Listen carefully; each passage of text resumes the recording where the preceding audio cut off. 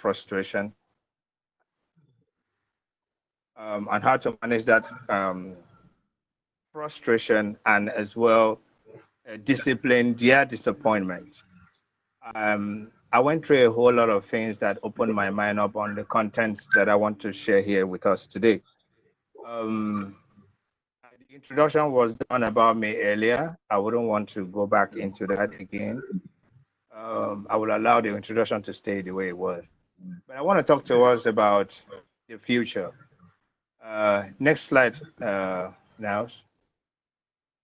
What is it? What can you see in your future? I want us to reason it as individuals and to this line of thought. My presentation today is not really about what you are supposed to do. Rather, it is about how you are supposed to think.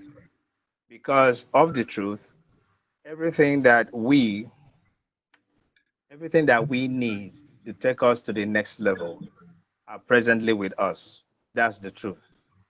But unfortunately, because of lack of awareness, we seem to miss out on very basic things and on opportunities that are immediate in our environment. So when you look at it, you want to ask yourself questions like, what do you really want in life? Because before you can make it into anywhere, you need to first of all know where you're going. So the question now is, where are you heading? I still see the old slide on my screen. Now, are you hearing me? The next one, the next slide that is talking about what do you really want? Yeah, it says, what do you really want? What opportunities are you preparing for? Okay, I think maybe it's my screen. It's Yeah, late. please turn It's off still, your video. it's yet, Turn off your yeah, video. So, it's yet to come up on my screen. I think it's a signal thing we talked about.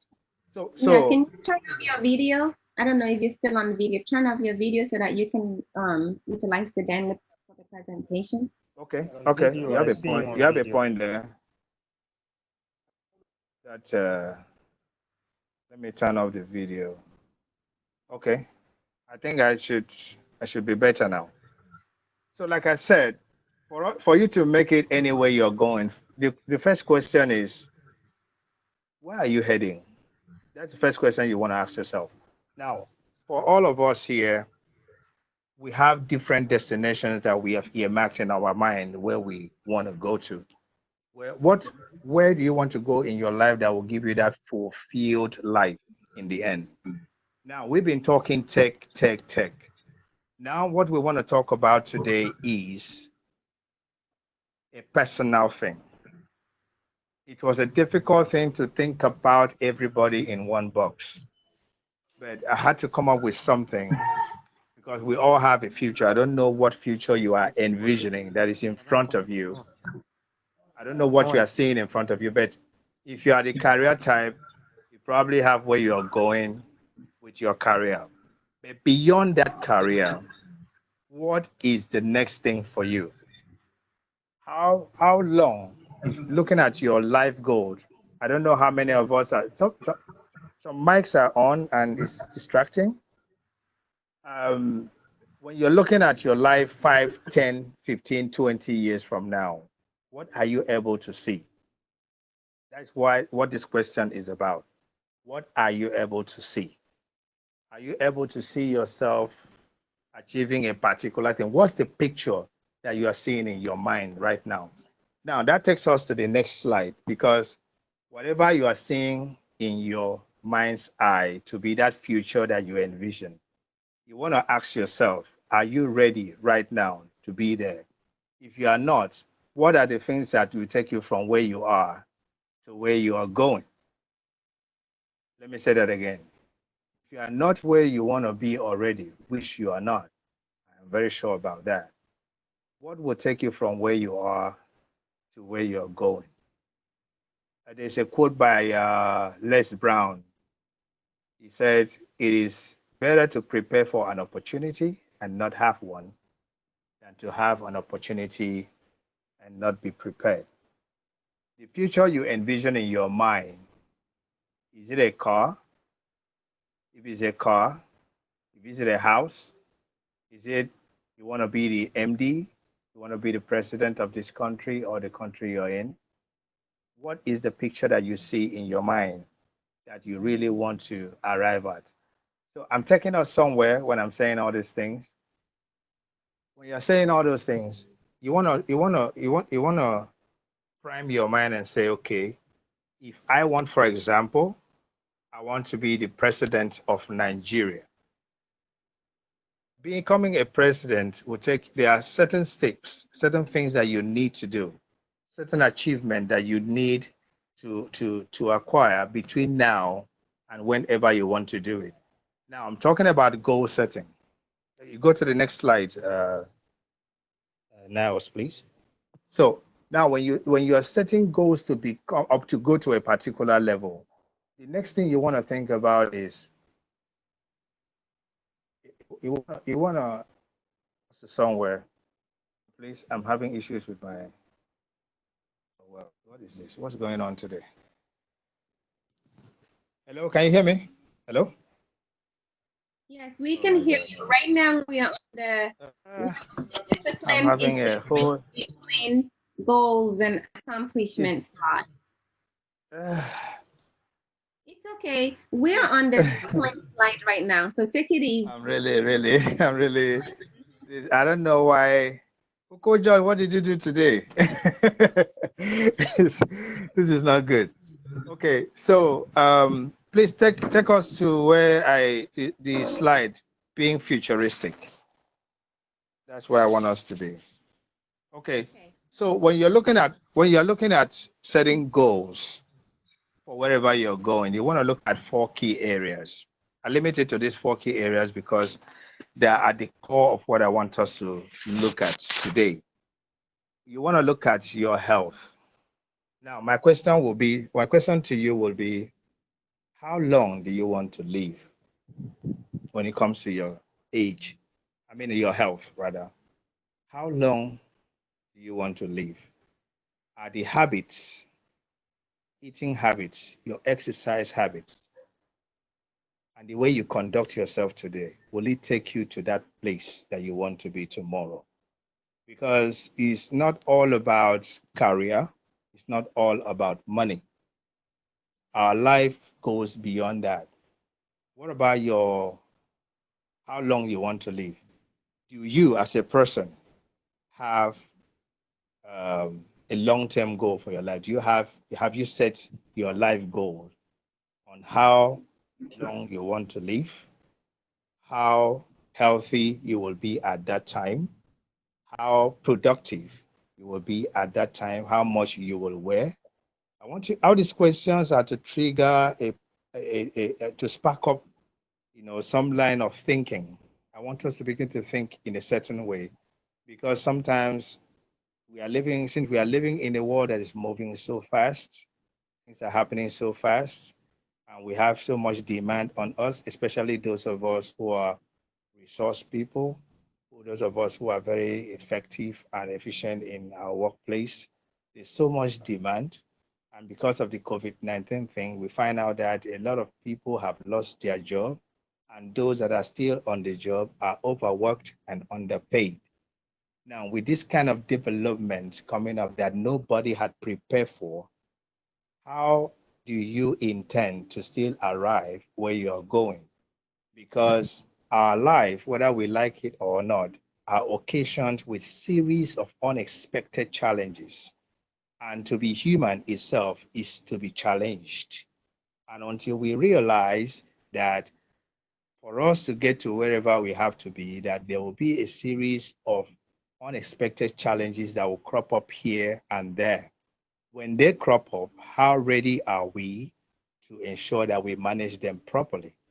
Now, when we're talking about these, like I mentioned on the slide, we'll be seeing health, we'll see wealth, we'll see personal self and social self. Now, what am I talking about when I talk about health? I mentioned earlier, I'm talking about how long do you want to live? Please, you may want to take this question. I'm trying to be fast and at the same time try to cover a lot because it is broad and we cannot cover everything in the short time that we have. So you want to talk about your health. How long do you want to live? A lot of people, I remember talking about this in a church setting where they called me to speak. And when I mentioned how long do you want to live, people were really scared. Like, why should I even think about a thing like that? Am I planning to die anytime soon? Fear crept in. But I had to explain to them that this is not this is not about you dying soon, but it's about you realizing that it can happen anytime and you have to live your life every day like it is your last. Because it is when we have this kind of mindset towards ourselves and our future that it puts us on our heel to begin to think about being proactive and productive today. So after talking about health, we want to talk about wealth. Now, wealth is not all about money, but it goes beyond money. So, what is the goal that you set for yourself when it comes to money, when it comes to being comfortable, when it comes to being happy? And one of the main things we need to realize that when we're setting goals, we usually will forget um, setting goals about on time that we on time when we are setting goals. We usually will skip setting goals for ourselves. For instance, what I mean by that is setting out time for ourselves. What time do I enjoy myself? Where do I go out with my family? What is the me time? How much hours or minutes in a day will I create for myself? Because you need to create time for thinking. You need to create time for your own self. You need to figure out what makes you happy and at least schedule your time for that. So when we are doing whatever we are doing, we need to understand that it is when we do this, and we also need to cover part of that is when we set goals to ensure that we create time for recreation. Recreation can have to do with other people, with our own self. When you're looking at you, what makes you tick? What time do you work best? When you wake up in the morning and go to work, when you come back from work, now you are finished with what brings in money. What about the future? How are you planning for retirement? How are you planning for travel? So a whole lot is involved when it comes to talking about wealth, because wealth has to do with your well-being, has to do with your family's well-being, and a whole lot of other factors like that. So talking about personal self, I'm sure this is an informed audience, so I want to believe we've all at one point or another heard about SWOT analysis. Now, why not take it a step further and conduct a SWOT analysis on yourself? Look at your strengths, look at your weaknesses, look at your opportunities around you. Now, when you're looking at opportunities around you, you can look at location where you are, your area of strength and passion. How can you stay ahead in that area? How can you handle competition in that area? And you also want to look at the threats. Now, if something like COVID-19 happens and it's an unexpected thing going on, how can we or how can me be able to make adjustment? You need to have a plan B, plan C, plan D possibly in place to ensure that you that that may bring. So beyond just goals setting, there's this on the right hand side of that slide, you see visualization and visioning. Now, this is another part of goal setting that I brought into Life-Class Youniversity, my own workshop. And I try to tell people that there's difference between this. I actually learned this from Reverend Beckwith. He spoke about visualization and visioning. Now, when we are setting goals under visualization, we are limited. Goal setting is limiting because we can only set goals based on what we know. That's the visualization aspect of it. Setting goal is a part of visualization. So you can only visualize from what you know. We often don't visualize beyond what we don't know.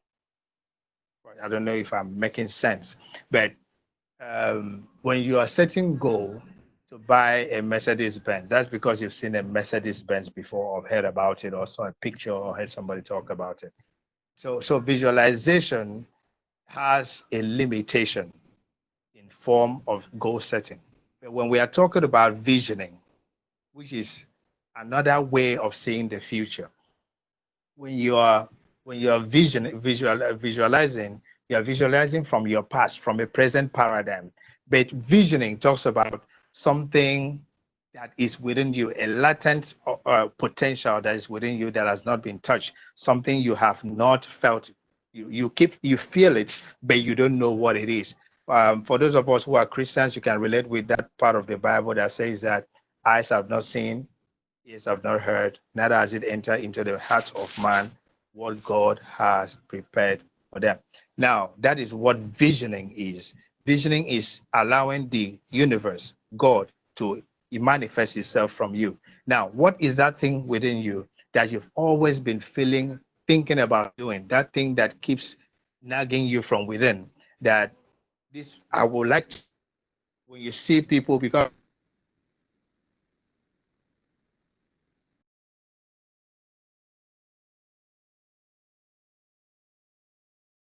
that you don't necessarily need to have a vision. Not everybody can have a vision. Now, when you're talking about vision with some people, they get confused. They don't know what to see. I don't know what they're seeing. They cannot even explain anything. They struggle with it. But it is also important for us to know that that is possible. And when we understand this fact, we now only begin to appreciate other people who are visionaries.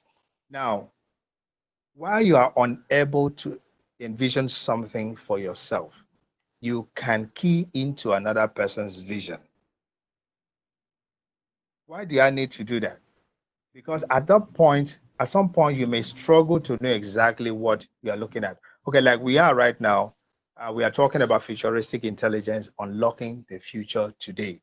You might be confused about what is it in my future that I really need to pull focus into. And when you begin to have that struggle, the vision you see is vague if you're seeing anything at all. So in this case, we are trying to say that, okay, while you are unable to see something, you can key into another person's vision. Let me use something very close here. Um, I've always wanted to, I'm setting an example now. I've always wanted to, um, see how it could work with our schools, because I found out that there's a lot of paradigm issues around the Nigerian area where we stay.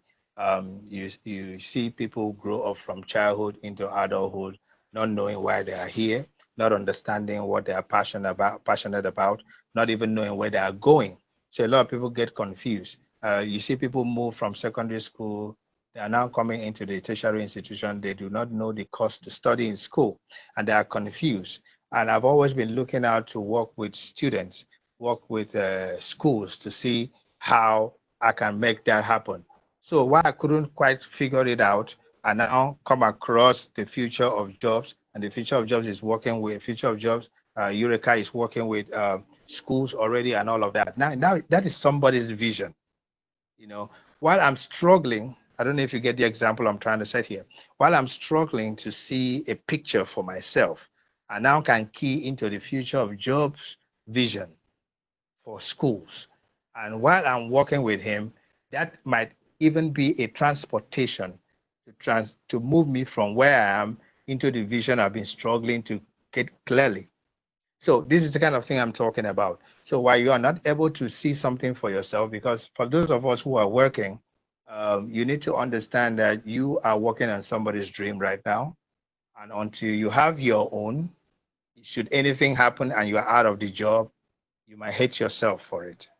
Um, if for lack of time, I didn't want to, dive into my own story, but I want us to understand that while your job is a good thing, what is next for you beyond your job? Because if your job tomorrow, they seek out for a younger talent to take over your place, where would you be and what will you be doing? What contributions will you be bringing to the universe? Because it is that contribution that actually makes us happy. When we are making progress, we are happy. Without progress, we are not happy. So you might have money, you might have a lot of things around you, but you are not happy. So I really believe that happiness comes from fulfillment, and fulfillment is a function of you being able to to give back.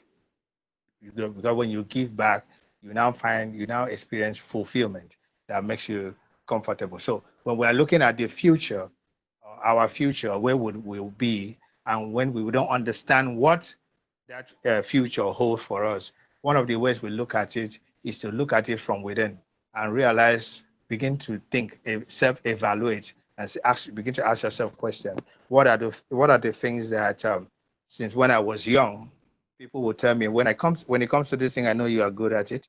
What are the things that from they come to you easy? Are you journaling these things? Are you writing things down? That I find it very easy to read people. I find it very easy to envision solutions when it comes to coding. When I'm writing codes for my system, I find it very difficult. I mean, very easy to come up with anything that has to do with, any problem that has to do with coding. So some things that comes to you easily, you want to take your time and be writing these things down. Let's begin to journal because it can be very difficult, connecting the dots, looking ahead. And when the dots are much easier to connect when you look backwards. So one of the ways and one of the things you want to start doing is start to write things down, start to track yourself. What do you like doing? And a lot of productivity apps on the phone now can help you to know where you go, the sites you visit the most, what you're looking at, and all of that. So you want to take your time now to begin to self-evaluate, study yourself properly. Now let's go to the next slide, please. So you want to take your time and begin to look at those things, ask yourself questions, and then begin to see ways that you can evolve from there. Like I said, Reverend Michael Beckwith, he said something about visioning. He said that the universe has a way of revealing, the universe has a way, or should I say, God has a way of revealing to us what that thing that is within us. Because when you are challenged every day, if you take your time and self-evaluate, you will discover that um, you will discover that oftentimes when you have issues and you decide to square up with the issue, solving the problem, at the end of the day, when you are done solving that problem, you have learned a few things. And it is those lessons that you acquire that you need for the next level of issues that you have in your life. So, God, usually, the way I see it, God, the universe, is structured in such a way that it delivers to you the package that you seek. In a way, it packages the solutions to your problem in a way that you do not see it. So I like to say it this way, to say that uh, the package you seek from the universe would be delivered to you. It will be delivered to you packaged unexpected in a way that you did not expect it.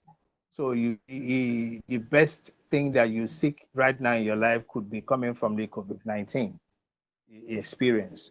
The next thing that will help you in the next phase of your life could be coming from uh, the meeting that we have here. The next person that you need for the next experience in your life could be coming from the meeting here today. So I don't know how much time do I have left. Sorry, I'm not seeing my screen, so I don't understand how much time I've spent on this. So Michael Beckwith said something. He said behind every problem that you encounter in life, behind every problem is a question trying to reveal itself. So when you are having issues in your life, you need to understand that there is good in everything that happens to you. There's something good, and until you begin to have to come to operate with that sense of awareness, you will continue to point fingers. You continue to blame other people. You continue to give up your power. And we need to start taking responsibility, understanding that every problem and every issue that we encounter in our life has a package to deliver to us. And so Michael Beckwith decided to put it this way, as you're seeing on the screen. He said that behind every problem is a question trying to reveal itself. Behind every question, there's an answer trying to reveal itself. Behind every answer, there's an action trying to take place. And behind every action, there is a way of life trying to be born. If you follow this thing line by line, you will understand exactly what I'm saying. So I don't want to dwell on this too much because I expect most of the what we are going to enjoy today will come from the interactive sessions. I don't want to dwell too much time on this because of time we have given to it already. So the next slide talks about time. And one of the resources that we have that will lead us to where we are going is time. But when we are talking about time in a world that is moving too fast with a lot of demand on us every day, you want to begin to ask yourself questions like, how do I manage my time? What do I keep in? What do I keep out? So I talk about productivity here. Productivity to me, let me see. My own definition of productivity will mean your, the ratio of your inputs, the ratio of your a measure of your inputs, a measure of your input resources in the output results that you seek. I would like to put it in my exact words. What do I mean by that? Let's say you have some level of skill sets, high level of knowledgeability, and what do I call it? Okay, you have resources like money and all of that. Put all the things that you have in one box as your strength, as something you can use. Now, if everything you want to, let's say you want to, I said example earlier, say you want to be the president. What do you have today to start with towards that vision? Um, you want to say things like you are educated, you've been opportunity to go to school. What's your level of education? Where are you right now? For you to be the kind of president you want to be, what's your level of education and all of that? I don't want to go into all of that because I'm sure talking to an informed audience, so we can go there. So these are the input resources you want to look at. You want to look at time, you want to look at money, you want to look at the material, your skill set, your level of knowledgeability, and all that. What about relationships?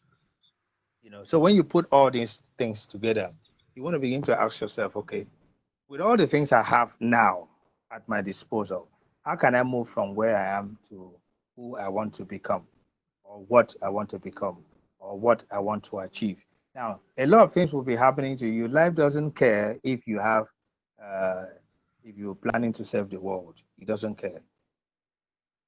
The happenings of life will continue to happen to you.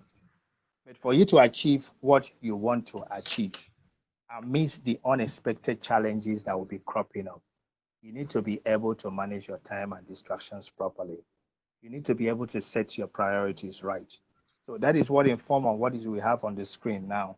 For every time you find yourself on the crossroad on what you can do to manage your time properly, you want to look at what is urgent, which is talking about how soon. How soon do I need to do this thing? How soon? Okay, fine. You are working on the system on something very important, and the notification pops up. How do you manage that? um, you want to look at how important a thing is. Now, when you're looking at all these things through the lens of urgency, importance, and significance, it will now inform your decision on what you need to tackle. Because all we have is 24 hours. Tiger Woods have 24 hours. Donald Trump has 24 hours. Steve Jobs had 24 hours before he's gone. We have other people who are Elon Musk. All these guys, they have 24 hours. How come they become more productive and more efficient? How come they achieve so much? How do they manage their marriage? How do they manage their work? How do they manage their staff? How do they manage their money? All these things, every part of your life needs to move together all at once. Now, if you're because you want to become the president, you need to play low on your marriage. It will come back to haunt you. Now, if you want to rise high in your career all the way up and you ignore your family, it will come back to haunt you. If you decide that, okay, I want to be whatever you choose to become, you need to understand that every part of your life moves together.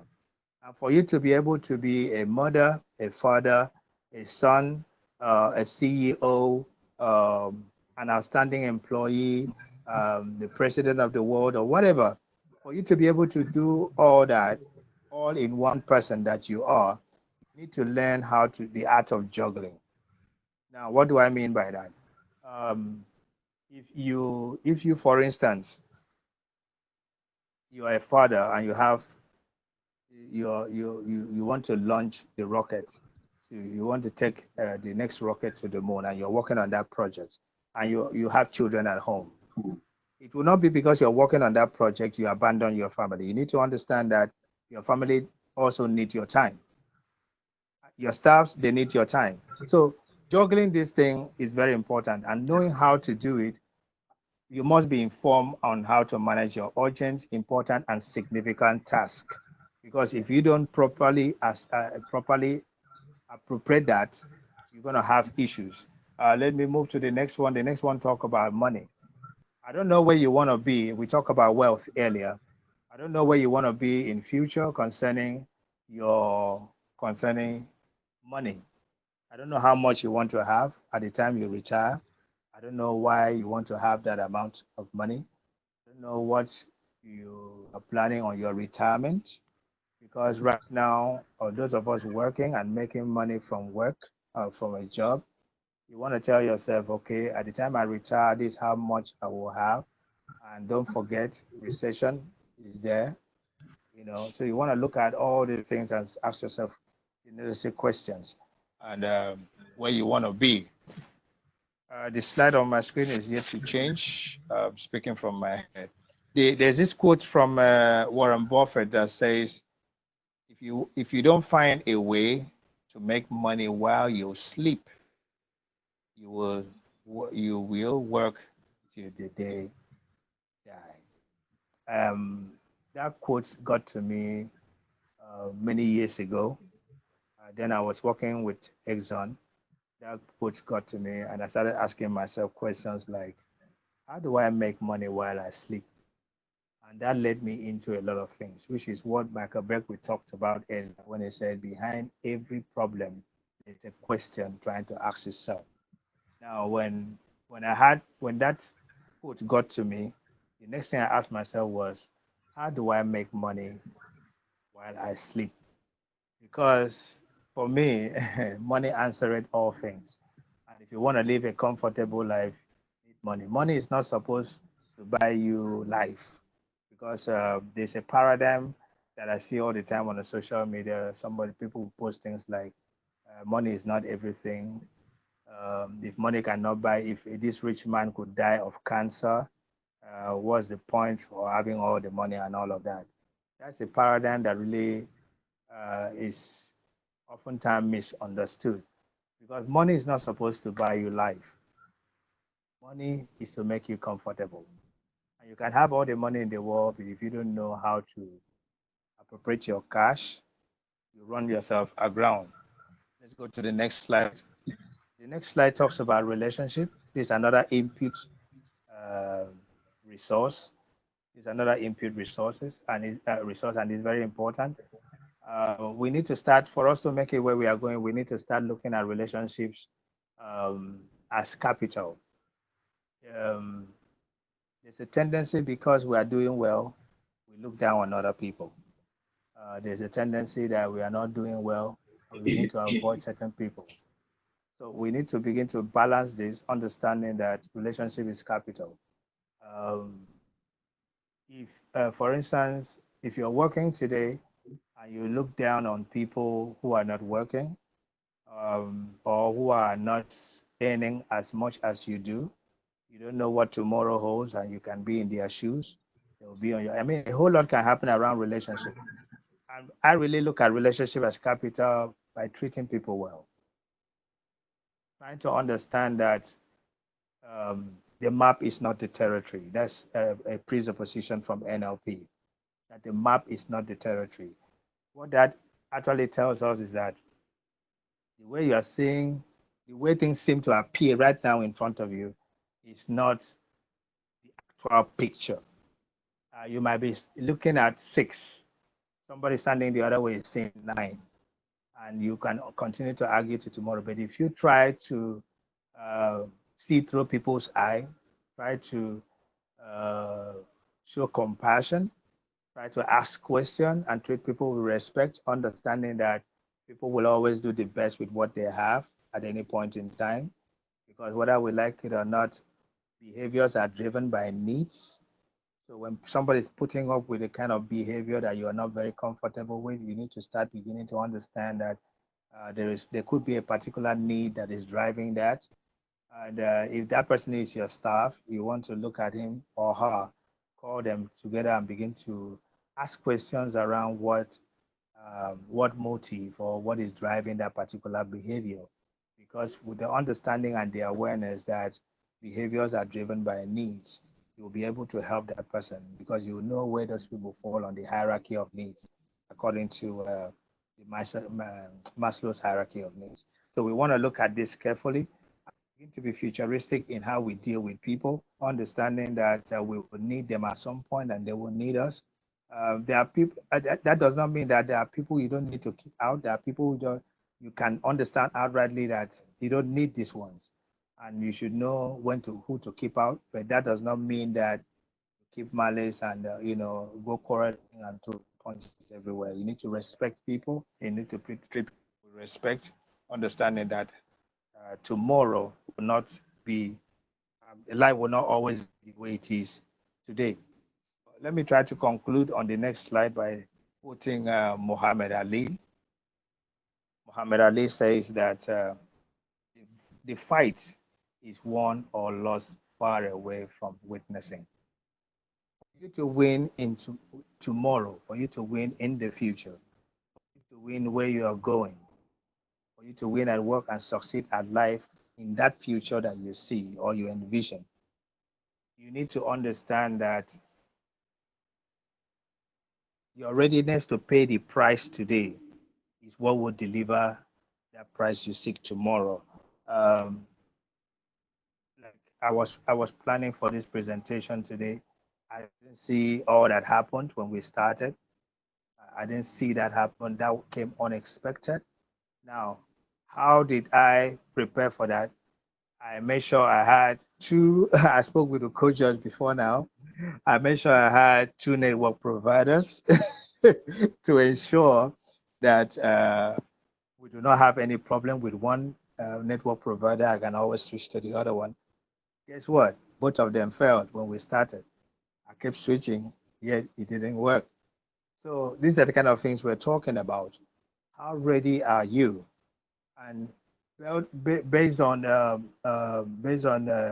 relationship and understanding that I have with the team, I'm able to get help for the slides to be shown this way, and I'm looking at it from my system here. So though it's kind of not syncing, but at least it's been able to help me deliver. Um, I want us to see this as an example of what we are talking about. I don't know the life you see for yourself tomorrow. I don't know what you plan for your job, for yourself, for your family. You need to understand that for you to achieve that you need to prepare. And preparation is not something you do once in a while, because I have come to realize in life that when we are committed, I mean, when we are interested in anything, we do what we can. But when we are committed, we give it what it takes. So you need to understand that if you are committed to that future that you seek or you see in your mind's eye for tomorrow, you need to be committed to that vision. And that commitment is what will drive your habits, what will drive your values, what will drive your routines every single day. If you are passionate about something, your passion is about you. But if you want to deliver on your purpose, you need to know that your purpose is for others. So your purpose now is about your contribution. So how are you going to convert your passion, your skills to money? Is something that you need to hone today, and you hone it through a campaign of discipline. Day in, day out, work hard, work tough, work smart. Because if you go slow on any of them, you might find yourself wanting tomorrow. Um, I must tell you the truth, the disorientation that happened at the earlier part of this whole thing is something that if I did not know what I was going to talk about today, if I didn't know it and it's part of me, I would have been completely off, because just shifting my attention from the presentation and trying to see how I can make the system work, running here and there. The whole thing got me adrift completely. But because I have a foundation of what I want to talk about, I'm still able to say something. So I hope that more will come from the engagement, the questions that will come after now, more of explanation and insights into the presentation today will come from there. So, ladies and gentlemen, this is where I will say thank you very much for your time and your patience, for your tolerance for what it has been going on today. I appreciate you. Mr. Humble.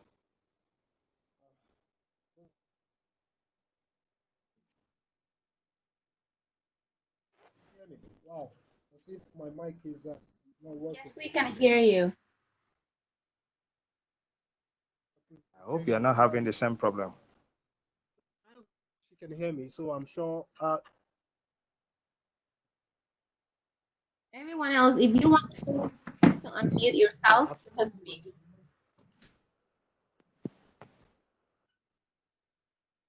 Yes, I can hear you. I can hear you. Okay. We can hear you.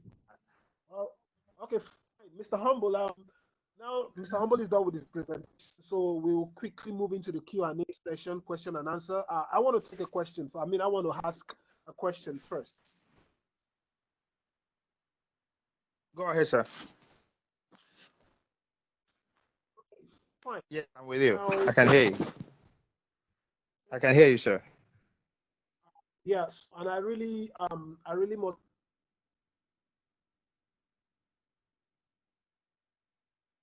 say you difference between visualization and visioning, and that was new to me. And kind of,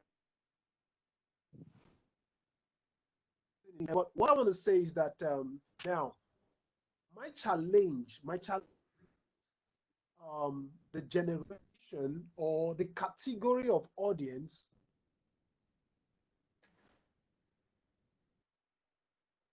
I'm Sorry. It's not. You would agree with me that the audience today are more informed. So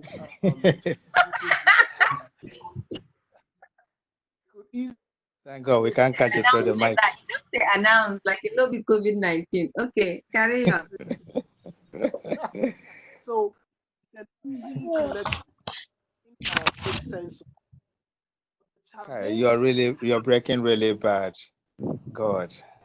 I can hear anybody else. Victor, can you hear him? Can you hear him? Oko George, can you hear me? I can hear now clearly. I can hear you clearly too. And now says she could hear me. I don't know why you're not hearing me. Okay, try again. You're better now. Okay, my question is, how do we localize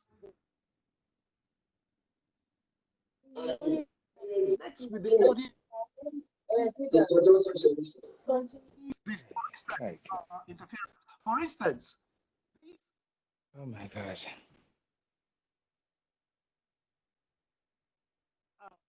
A face of the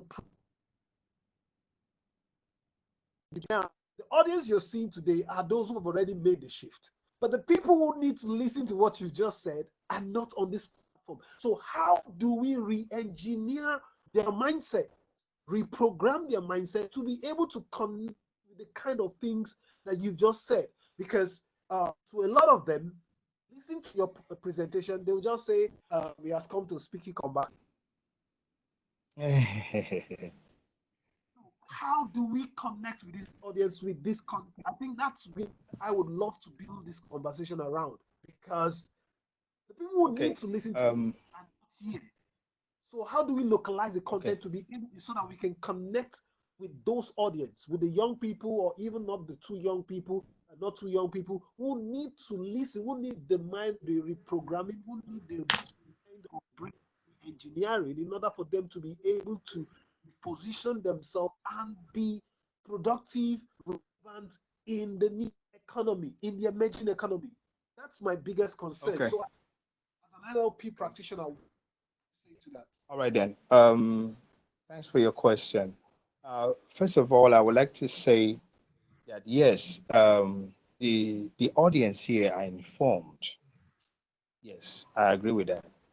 But how many of us really have a life plan? Do you have one? Oh, you're Simple, asking me if I George, have it's a one? question. I have a A life plan. life plan. I Okay, is don't it have a written life down? Is it no, it's not written down written down. Maybe not or is as in your head? detailed as no, it's not in my head. I have it written down. Maybe not as detailed as you, Okay. because I know you're a detailed person. But I have a life plan. Okay, fine. Um, you have gone very far, like you said. This audience is informed. And most of us may have a life plan, and we may have it written down somewhere. But like you said, how good is your plan without you fleshing it out in details? Because it is the details that takes care of these unexpected crop ups. That's the truth. Until we go into the details, the why, the what, the when, the how, and the whom, we might not really be prepared for what is about to come. Like, for instance, if you carry out a SWOT analysis on yourself, when you comes to the strategic part of SWOT analysis, you might begin to find some things that will make you, sit tight on your chair and put in more work, more smart work than hard work this time. But that is one part of your question. I'm just trying to say that we all need this thing. We all need it. The next phase of your question talks about the crowd out there. Now, the problem with the crowd out there is they don't place value on information as you and I does. So I have a different approach for them. I'm usually engage them in workshops. And there is something in NLP about the power of questions.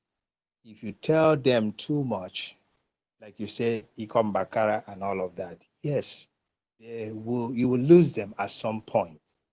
But you need to understand that the best way to get them is to ask them questions and allow them to do the thinking for themselves. Because when you begin to ask people questions tailored to make them travel to that part of themselves that they have find it difficult to do it on their own. When you begin to ask them questions that makes them travel to that part of their personality and beingness, they begin to unravel. They begin to come to new levels of awareness. They begin to understand that there's a part of them that has been untouched, that they have not touched just yet. And when that happens through workshops and they have objectives or perhaps a blank session to fill out, you begin to see them struggle because I believe that thinking is writing. So when you just ask people things, they may just run their mouth. But when you tell them to put it down in a way that they understand, if they cannot write, ask them to sketch or draw it. And when they begin to do that, you have forced them to travel into somewhere they have not gone before on their own. So what we do as NLP practitioners is give people a chance to do the thinking on their own because that is the most difficult task there is. Thinking. Thinking doesn't come easy. So what we need to do, the kind of people that you're looking at outside this audience, we need to create the forum that engages their mind through questions, a lot of questions. And when you begin to make people understand that why they are struggling, because the mere fact that you are struggling in an area, for instance, when I'm talking about an audience that is not like us here, and I ask them questions about finance because a lot of people have issues around money. And you begin to ask them, okay, now you have issues about money. You begin to ask them questions about their childhood, how they were raised, and their belief system about money. It begin to reveal something to them. You begin to set the common precedents for them, and they begin to see things that they never saw. Because when you are talking as NLP practitioners or resource person, what we want to do is paint pictures in words that will help the mind to travel. So part of what we should do in this room, which necessitates this training today, is to cause us to begin to think about the contributory part of us. Now, as resource persons, we have things to give back. We have strengths, we have skills, we have a whole lot to give back to the public. Now, through the future of jobs or whatever medium that we intend to do that through, that we need to begin to understand that we need to work as a team. Collaboration is very key. I believe that if all of us come together, create a platform, we can do something stronger. Because look at today, I would have been completely lost if Niles didn't help out. She quickly thought of something and came up with it, and it worked. So I still believe that we can reach out to that crowd. And in Nigeria, specifically back here at home, those people constitute the majority of the population. There is a market there. There is a market there. There is a need to be filled there. There is a problem there to be solved. So whether you're looking at money, you're looking at impact, you're looking at contribution, I mean, I think we have a lot to do. There's a whole lot of work ahead of us. We need to begin to think about working together. I do have I would like to share. Now, can you just give me a minute? Let me quickly try something. Go ahead. Kai, you're breaking bad. Okay, you're better now. I said I did not say that what was not relevant to the audience. What I was the challenge is the people need this information and not on this platform. So the challenge is that, for instance, Future of Jobs Africa platform on WhatsApp, we have over 100 people on that platform as we speak. On the Facebook group, we have almost 3 more. And still, when we have our webinars like this, the highest we've had so far has been like 20, maybe 23 people come on board to attend the webinar. And this webinar was designed to build conversations, to create awareness for them about the changing, the dynamics that is changing, and how they need to rearrange themselves, reposition themselves, or skill themselves. Yeah. So that's Now, you need to. My question, question was. Yeah, I got you. How do we get them? Workshop. We cannot organize physical workshops. How do we get them to find out that 500 data they are running away from? Because from all indication, 2 hours on this platform, they won't spend more than 500 naira data. But yet they do that. They spend more than that in doing frivolous things online. But they don't know that where they even be spending that data, burning their data, is on a platform like this, where they need to engage resource persons, network, Yeah, collaborate. Yeah, beautiful. Let me attempt to fix that. You see, this what you are talking about now is a futuristic picture of the future of jobs webinar series. I want you to understand. I want to take you back because at least I know you're a Christian. So I want to take you back to the parable of the seed sower. What you are doing through the Future of Jobs webinar on several platforms, you are sowing seeds. And now you need to understand that some of the seeds will fall by the wayside, some of them will get scorched by the sun, some of them will get trampled, taken by the birds, and some of them would be choked up by the thorns.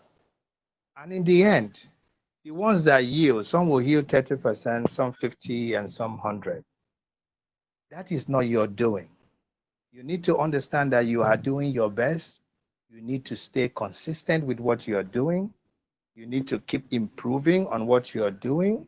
You need to get feedback to understand probably how they want it fed to them. And you're already doing a good job with video. You're approaching it from different assimilating, what should I call it, preferences. You have visual, you have the text, or you also have audio, all mixed together. Sometimes I know you have in-class training that has been truncated by the COVID-19 lockdown experience. I want you to understand that if you are looking at this happening at the pace like you see it in your mind, it may not actually work out like that. So being frustrated by it, I want you to be fascinated by it. I want you to look at it as a feedback, make the necessary adjustments, stay consistent, and keep doing what you are doing. Because in the end, whether we like it or not, what you are doing will yield results.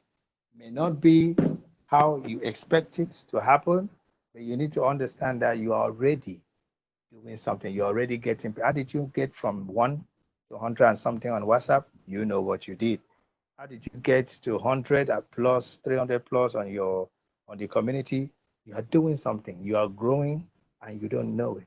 So we will keep getting them like that, one by one. We keep bringing them in, one by one. We keep bringing them in, and we eventually will arrive at where we are going. Well, how would you have felt if after all this period you only have 10 or 5? So I want to encourage you. I want to encourage you to say that you're doing a good job. Nature has its own way of compensating us. And you need to allow nature to take its course. You need to allow the law of compensation to take effect from his position and from his premise. So I think you're doing a good job. Don't get frustrated by the fact that they are not running in as they should. Just keep growing. Eventually, you get there. Okay, now, Nancy wanted to say something. Yeah. Yes. Thank you for the input there. I really appreciate it, and I want to say that I do agree with everything that Mr. Humble has shared with everyone. I do want to add additional stuff, a couple of things in my humble opinion. Number one, we got to think about the mentality that we have in Nigeria. Obviously, I may not be there now. I'm calling from the US, but I grew up right there in New York. The mentality is that of a receiving mentality that people grow up, and our parents typically, well, not my parents, not that they were mean or anything, but most parents, they foster they foster the idea that they should give to the kids until they are married. Okay. And it's easy, having grown up there, having mentored a lot of kids there, a lot of youth there. There's a mentality that they always want to receive, and things that are free. Okay. And so nothing is entirely wrong with receiving aids from your parents, but what happens is we lose that important motivation to invest in your own self. Okay. So early on here, I had to pay for my university. I had to find the free money wherever I could get scholarships. Nigerians, most of the time, not all of them, but a lot of them, they wait for their parents to pay for it. If they want certification, either uncle is paying for it or auntie is paying for it, or not everybody. There are people that are working and they are sponsoring their education, but the mentality is what we are struggling against here. If they want this, what Humble just presented is what our youth need to hear. The university kids need to hear this. And you know what? Here, uh, in the US, there are things that we teach to university students. And now, the way the information age is going, we need to take that to secondary schools, or secondary schools to junior secondary schools, to primary schools now, right? We need to start early and expose these people to, hey, how can you invest in yourself? You want something, I don't know what it is, sell something, or work out some business with your parents, and parents need to enable the kids to begin thinking about investing in their own self. I know I have kids, and they have to earn to play on my computer in this house. You have to earn it, right? And you earn it by doing things, not by washing dishes. No, you earn by doing things that you're not supposed to do, but you do it anyway because you know that it benefits the family, number one, or it benefits someone else. And I didn't have to ask you to do them. But that's how you make money in my house. And beyond, and they're 6 and they between the age of 12 and 6. Now you invest it. Now you can take that money. You have a jar. They all have jars. You save some, you spend some of it, right? And I think we are battling that, hey, invest in yourself mentality. Most people don't think about that. That's number one. And number two, so the way you, I would suggest we try to tackle that problem, because yes, they're the one that needs this the most. And we are exposed. We see the opportunities every time we pass by an opportunity, a problem. We see a solution, but we can't solve all the problems. And we need to teach our youth to begin to think, how do I become a problem solver? Even with institutional voids, like without power or without enablement, all of these things, we need to get them. And how do you do that? There's one way we do it here is go to where they are. Go to where they are, right? And have these discussions. Now we're in the COVID, 19 age, I can say that. And people are not meeting up places, but they're going to church and dancing in church up and down. Can say that again. I'm not against church by far. I am a child of God. At all. They are going to church. Okay, well, maybe we need to create a program there, take it and teach them, hey, listen, what do you really want in your life? What opportunity are you preparing yourself for? Do you have the discipline? Do you have goals? Your health. Do you care about working out? Do you get up and do jumping jacks? Do you when you get up in the morning, do you just sweep the floor and then go cook? Do you care about health, personal care? How are you building a community? And beyond that, how are you helping others around you? We gotta have this conversation like Humble just talked about, but we gotta go to where they are. For me, it'll be easy for me to stay inside my sphere of influence, which is like next door to me. I am doing that. But for me, I happen to have a passion for my people. So you know what? I'm reaching as much as I can. And that's why I participate with Uko in this thing, right? Uko, you can see that I don't have to talk about what I can do or what I have done, but really, I'm trying. Glad my back from day one. Yeah, actually, it's very important. What now says absolutely true. We need to take it to where they are. The church you worship, we can invite ourselves as a team, the churches, the schools. We need to make these people understand, because most of them talk about money, most of them talk about finance as being a challenge. And I keep telling them, how do you get money? What is your idea or definition of money? And when you begin to ask these questions, you push them to think. And you begin to realize that they don't even understand what money is. So you need to make them understand that money is just something, it's not something you pluck from the tree.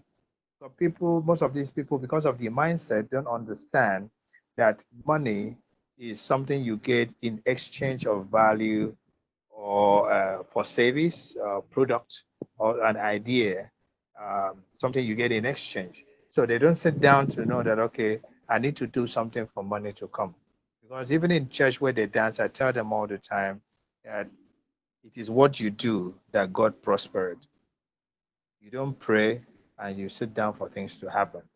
I like setting one example about a story I heard, can't remember the source, about a young boy who goes to this Guinea to ask for an opportunity to win the lottery. So he's been taking this trip there for 3 years plus. And one day, okay, not a guinea, but I think a statue or something. So we've been going there to pray for the statue to give him luck to win the lottery. After many years, the the statue had to bend over and say, buy a ticket. Now, this boy has been praying every year, year in, year out, about winning the lottery, but will never move to buy the ticket. That's what is happening to most Nigerians. They pray and they want money. They fast, they want money. They will never go to work on anything. They never step out to try something. And that is what is killing us. And that's the mindset we need to teach for the future to be better, not just for us, but for the people around us. Can we action on that idea that, first of all, the pastors are very they want money for the church, they want money for charity, they want money for a lot of things. How many pastor friends you have can you approach and say, hey, listen, well, I have this program, you can set up a screen, at least you can be the one that pay for the data, and you can project your computer on a Thursday evening or Friday or Saturday evening, for an hour during our future jobs discussion. And now the church may be one point of access, but you might have 10 kids there, 10 youth there, or 10 adults there. And then you may be able to go to a different church, or maybe, I don't know, you may have professor friends who'll be willing to spend $500, 500 naira, sorry, on data, or maybe the school can sponsor that, I don't know, and then have one of the auditoriums at the university. I think you brought up a great question, and to me, we have to action on it, right? But what, as a group, we can decide what action can we take today so that we can try to influence that for the tomorrow. Should I allow Coach Josh to answer that? Anybody can anybody. Can I come in here? Please do. Go ahead. Okay, please do. All right. I noticed that the audience had gradually reduced from top, which was 9 to 6 right now. And it seems like the conversation is flowing between Oko, Nas, and Humble. So it's become a three-way conversation, and the audience keeps coming down. So I said, okay, maybe it's high time I speak. Hello. Yeah, I've been raising my hand for a while. I had to now, since no one saw the hand, and now I had to now speak. So I didn't want it to be a three-way communication, because I didn't want it to remain a three-way communication. That's why I came in. So, but for that interruption. I'm speaking in response. Victor, I want to say thank you for that. We didn't intend it to be three-way conversation, so thank you for speaking up. Yeah, so I want to respond to a call by asking one or two leading questions, and I will drop my piece. When was the Future of Jobs project initiated? Exactly was it initiated? We started in November last year, and it was more of a physical meetup where we conducted these workshops and seminars, lab. Okay, so I get the idea. I get the idea. So it was conceptualized in November 2019, right?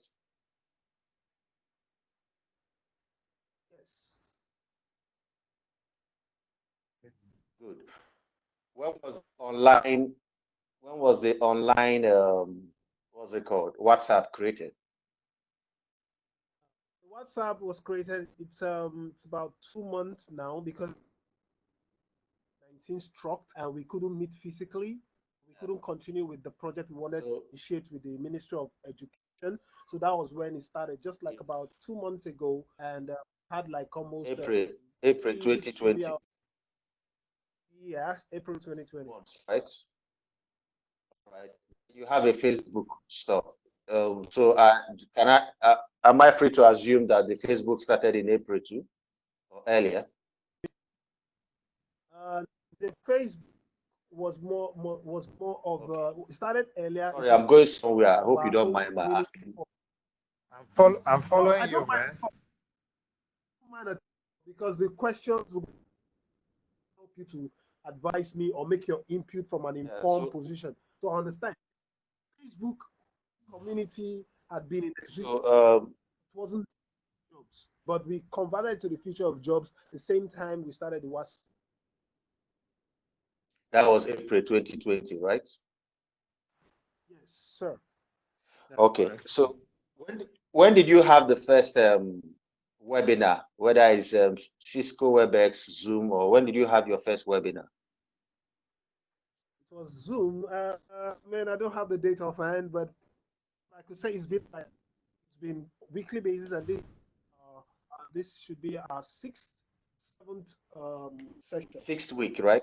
6th or 7th week. So I'm saying it started last month. Last month. All right. Do you have do you put out content on YouTube? On YouTube. Any content on YouTube? Yes. Not on YouTube yet. No, not. I ask these questions because I'm reacting to your comment and the question you asked. You sounded frustrated. That, yeah, so maybe frustration is a strong word, but that was the vibe I got, that you have 115 members on WhatsApp, and each time you called on this sort of webinar, you have about 9 people. The max you have is 23 people. You have about 7 on. Well, why I ask this question is there is a guy I follow, or one of the guys I follow on YouTube in the US. Is an American. I don't know whether you've ever heard of Gary Vaynerchuk. Maybe you take your time and Google him. So Gary Vaynerchuk is he speaks a lot like yeah, I can drop the name on the WhatsApp group. I don't know whether I can drop it on this video. Yeah, when we Gary Vaynerchuk. Yeah. So Gary Vaynerchuk is I mean, speaks a lot like Humble did. Motivational speaking, talks about the future, talks about how you solve problems and all that. Today, this guy flies private jets. He's worth about $160 million. He will tell you he wasn't that bright in class. He was probably number in school. It was probably number 420 something out of about 500 and something. You know, in terms of performance. He's one of the top online social media influencers in terms of workshops. Has millions of people following him and stuff. Why am I bringing this example? He mentioned something on one of the last times I listened to him. He said for the past 13 years, he was dropping content every single day on social media. He was dropping content. He worked every day of his life for the past 13 years. He never took a vacation.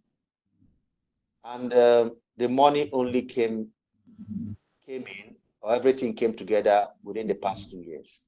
In fact, everything exploded just before COVID-19. Then COVID-19 took it to another level. So why I asked these questions and why I brought his example is, I think it's a little bit too early to bash Nigerians. You know, Nigerians do this, Nigerians do that. Nigerians are not responding. 2 months old online. You're not even up to 6 months old online. You're not even up to 1 year. If I calculate that the Future of Jobs project started in November, you've not hit your 1 year mark yet, and you got into the online strategy 6 weeks ago, 7 weeks ago, so 2 months ago. So I just gave you an example of a guy who is $160 million in net worth, you know, lives the best life he could, runs his own stuff, gets listened to from all over the world. And for 13 years, and every single day, Sunday, Saturday, Monday, Friday, every single day, he was dropping content. And it seems like he's not going nowhere. but it's really exploded within the past 1 to 2 years. So what you are starting is it's going to explode. It might not explode in a year, it might not explode in 2 years. Absolutely. You don't expect Nigerians to catch up to it and hug you with kisses and grab yours with 2 hands. Absolutely. No, you don't expect that.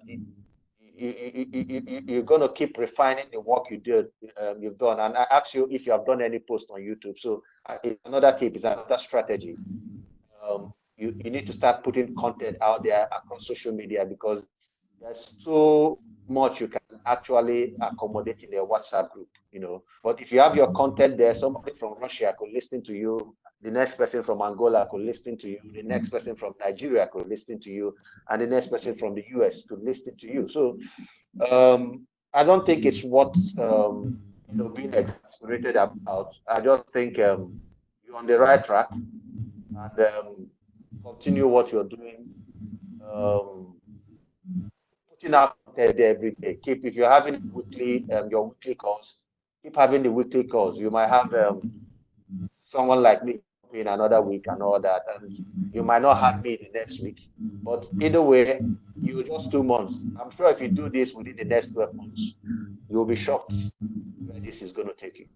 So that's my two. Thank you, Victor. Do an intro of yourself. I think just a quick introduction.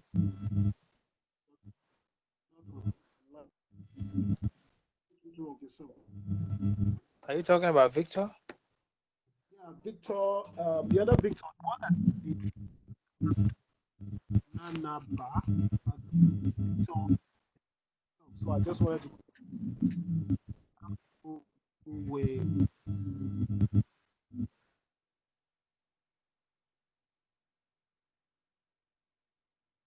Are you sure they are hearing you? Victor Nanaba. It was Victor Njote. Victor Njote spoke, but I think Victor Nanaba might want to speak. Okay. We didn't get an introduction from Victor Nanaba. Oh, Nanaba. Oh, really? Okay.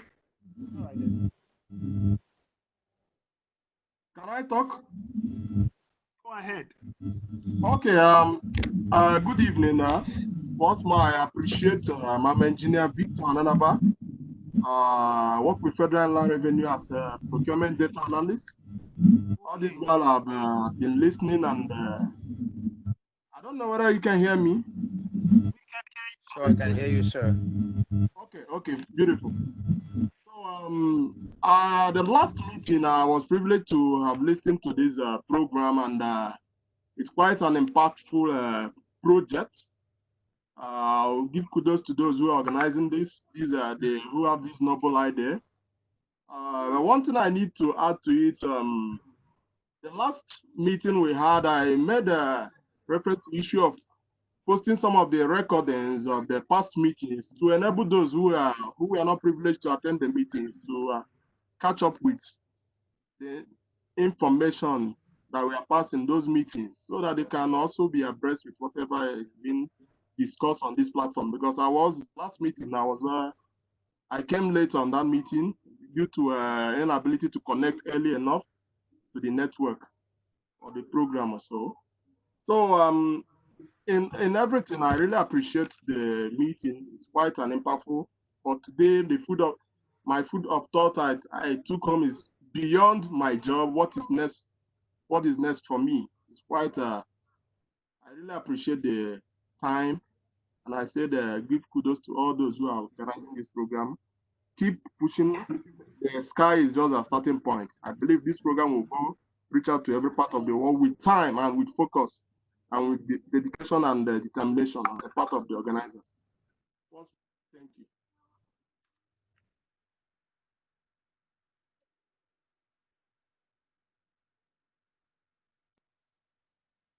Thank you very much, Victor Nanaba. All right, I got that right. Okay, so it was Victor Nanaba that did not introduce himself. Victor did introduce himself. So sorry, I got that twisted. Do we have further questions from any? I think Nora. Yes, Nora wanted I have a participant who is listening through my laptop. really. Let me allow her to introduce herself. Okay. Okay, hello everyone. Are you hearing me? Claire. Yes, we are. Hearing me now. Yes, we are. Yeah. Okay, good evening, everyone. My name is Chioma Mora. I'm an immigration lawyer and also a social media entrepreneur. So, my husband was listening, so I was also listening with him. I don't really know what the project is all about. Welcome on board. Thank you. But when Victor, I think Jote was speaking, I found out it's about social media. He talked about YouTube, and so is the project on Instagram? Do you have an Instagram account? If I do have an Instagram account, no, Yes, yes.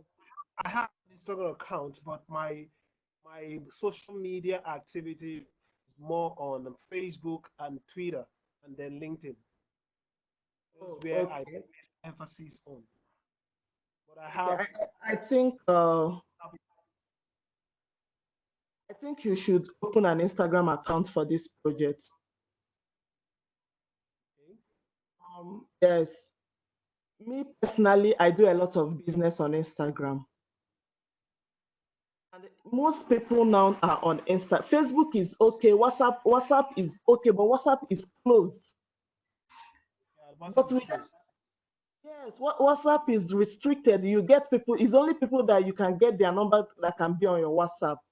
But if you have an Instagram account, just with one comment, if you comment on a very popular blog or an influencer's page, you can get people even without paying for adverts. You can get people to come to your. Someone can just tag you. People will rush to your page and see what you are doing. It exposes you more. Another thing is your mindset. What's our mindset about the project? Is our mindset that will work till this project succeed, or we're just doing it for doing sake? Because whatever you focus on grows, whatever you focus on increases. So whatever you are doing, if you have the mindset of where you are going, the purpose behind it, you won't care about how many people that are on this webinar, even if there is only one person on this webinar, because you know where you're going. I have a business on Instagram. Sometimes I will do like one person will show up, two people will show up. I will continue with what I'm doing. But you'll find out that later, because most of the Instagram live are recorded, people will go back and listen to it, and you'll find out that you will make a lot of sales from that live that only one person listening to. So I think you should open an Instagram account. Instagram offers a lot of opportunities. Okay. Okay, but I'm hearing you. No, go ahead. Go ahead. Go ahead. Okay. YouTube is okay, but YouTube is also kind of restricted on its own. With Instagram, once you build audience on Instagram, you can now provide your YouTube link. Your followers can just subscribe to your Instagram channel. To your YouTube channel. But Instagram is very, very key. With WhatsApp, you can run ads. But with Instagram, you can run sponsored adverts, and they're not expensive. With 5,000 naira, you can run 2 weeks ads. With 10,000 naira, you can run 1 month ad, and those ads exposes you and make more people to be aware of your brand and what you represent. So I think that's all. That's my. All right. Thank you, madam. Your advice, it's noted and appreciated. And I must say, yeah, we're definitely going to look at also creating more awareness on Instagram. Like I said, our focus has been Facebook, Twitter, and LinkedIn.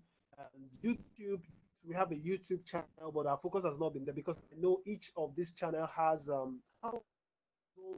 category of audience that it appeals to. So we'll definitely look into Instagram. But I just wanted to let me just use it say that I wasn't frustrated. I only asked that question, maybe the tone of my voice. I asked that question because I wanted us to do the conversation or to build conversation around how do we connect with these people who really need what we're doing here today. That's why I brought that question first, so that the conversation should be, yes, whatever we're saying, how do we connect to the target audience? That was why I brought the question. It wasn't out of frustration. I'm just the platform on the very first session. Like I said, this is just the 5th or the 6th session, so we're barely 2 months. So just to drive the conversation around how do we connect to our target audience, the resource persons like today. Yeah, okay, let me just add to what the last speaker said. So I think she and I are saying the same things. You need a lot more, you need to expand your social media strategy. I mean, whether it's Instagram, whether it's YouTube, I follow also Harvard guest speakers and all on YouTube, and I found out that some of the best topics, the best lectures, the best speeches are on YouTube, and most of them are not more than 9 minutes, 10 minutes. And if you're listening to this content, because I listen to several contents a day, I practically live on the net, if you are listening to this concept and this content, within 3 months, that content is almost obsolete because the better content is out. I'm not even talking about the content of what they're speaking. I'm talking about maybe they are speaking on this tech issue or this social media issue or this new age issue, 2020, and like future intelligence stuff. Within the next 1 month to 2 months, there are better contents that have made it obsolete. So it's as if people enroll in Harvard today to get a Harvard degree for 18 months. And before 18 months, whatever they signed on for is already obsolete. So they get the Harvard degree because the Harvard degree puts them on a pedestal. But when it comes to the nitty-gritty of what they learned, the way information is moving now, the way new information, new data, new technology is replacing new technology, and the ways of doing things is replacing. Find out that within 18 months, what your lecturer taught you 18 months ago, it's already, the market has already sped past it. So the bottom line is expand your social media strategy, Instagram, Snapchat, YouTube, whatever. You guys are very, are still early. So there are decades ahead of you. There are years ahead of you. And I believe this sort of conversations or workshop is more of a brainstorming session, not just about from the facilitators, but from guests like me and guests like the last person that spoke to, even add their inputs and make you better. And before you know it, you start having pressures from different continents. It's not just about appealing to the Nigerian audience. You find out there's somebody in New Zealand who suddenly loves what you are saying, wants you to be a virtual mentor, and follows you everywhere you go. That is the world economy today. Nigeria is not your market. Your market is 7 billion plus people around the world. And you find out that your content appeals to somebody in Gabon, and appeals to somebody in Australia, and appeals to someone in Nigeria, appeals to someone in France. So that's my adding to what the last person said. Thank you very much, guys. I really appreciate all the contributions. Do you have any further question for Mr. Humble? I want to okay, for Mr. Humble, his presentation was spot on. In fact, it triggered a lot of thoughts in my head. Places I thought I was organized, and I had it going, raised some questions that may have overlooked. In addition, the discussions that came on after his presentation were also very helpful. I'm happy Victor, Nanaba, Victor, and Jote came on board. And some of Njote's comments also triggered a lot in my mind, and they are linked to the presentation that was made by Humble. Relationships are capital. You can't make money while you're sleeping. You probably would work till you die. This, touched on a number of initiatives that are probably in you call it something that is not that have not actually not put some effort to get it started. They're just the ideation phase. So his I'm grateful and I'm happy I'm in this session of on the futuristic thinking. What's the topic again? By Humble. And thank you everyone that participated in the session.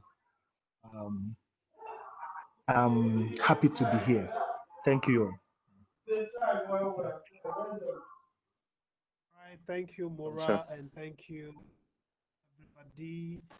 If you do not have further questions, I think this is where we'll call it a wrap. Now, do you have anything to say before I just do the brief wrap of then we can close the session?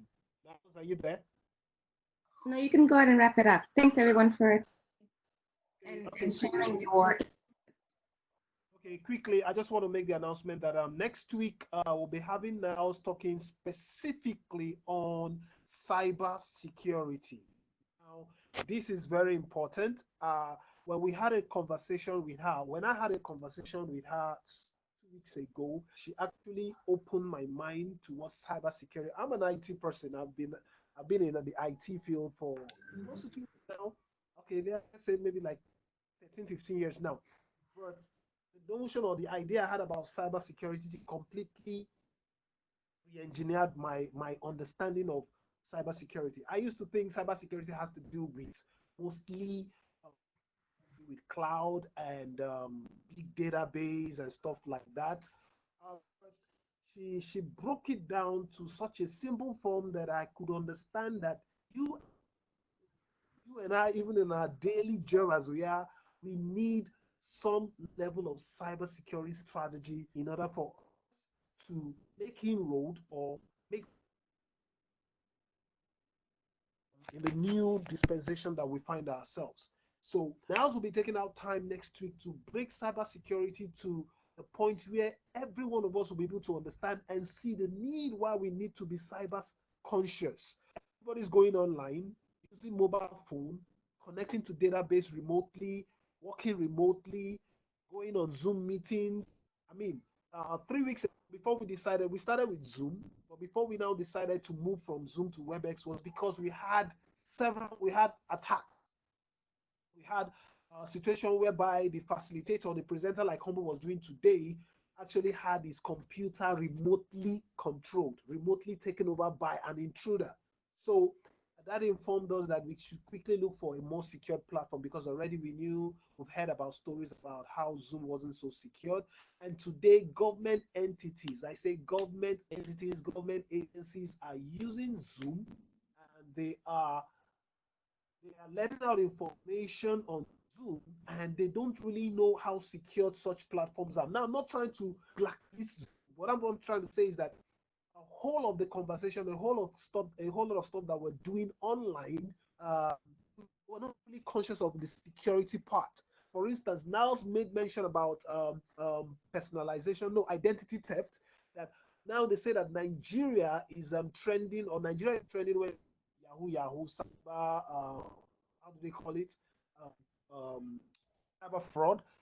And most of the fraud, or some of the fraud that is being perpetrated under Nigerians' IP or is because Nigerians are not cybersecurity conscious and they don't have a cybersecurity strategy. So people outside that are not Nigerians are stealing Nigerians' identity, stealing into Nigerians' Windows ID, and they're using this to perpetrate fraud all over the world. And when they do the audit trail, it will link it to Nigeria. So at the end of the day, we keep saying Nigeria, Nigeria, Nigeria, and you don't know that some of these things are not even perpetrated by Nigeria or in Nigeria.